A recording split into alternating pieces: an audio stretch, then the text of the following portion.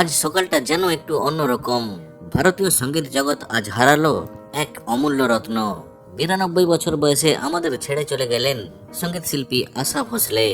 এ যেন একটা যুগের অবসান, এক কণ্ঠের নীরবতা।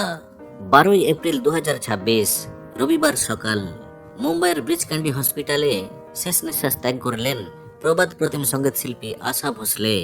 দীর্ঘদিন অসুস্থ ছিলেন তিনি, শেষে আর লড়াই করতে পারলেন না। তার ছেলে আনন্দ ভোসলে মায়ের মৃত্যু সংবাদ নিশ্চিত করেছেন।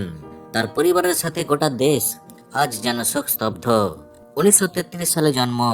বাবা দীননাথ মঙ্গেশকর ভারতীয় শাস্ত্রীয় সঙ্গীতের একজন নামকরা সঙ্গীতকার ছিলেন, কিন্তু খুব ছোট বয়সেই বাবাকে হারিয়েছিলেন। সংসারের দায়িত্ব কাঁধে নিয়ে ছোট্ট মেয়ে আশা নেমেছিল জীবন সংগ্রামে। শুরুর দিন অতটা সহজ ছিল না।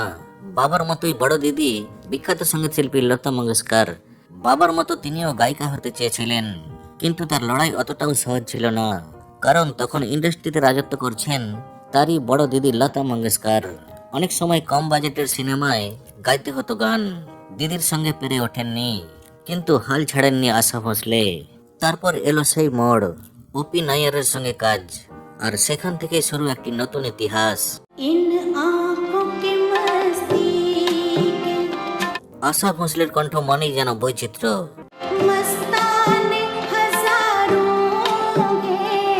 রোমান্টিক, কাবারে, গজল, পপ সব কিছুতেই সমান দক্ষ।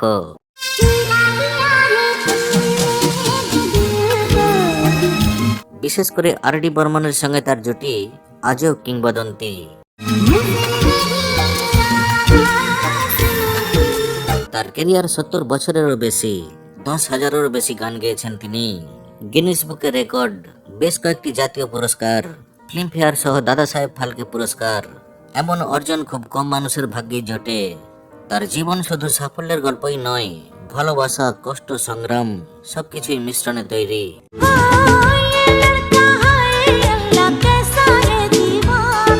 সঙ্গীতকার আর.ডি. বর্মনের সঙ্গে তার সম্পর্ক ছিল সঙ্গীতের মতোই গভীর।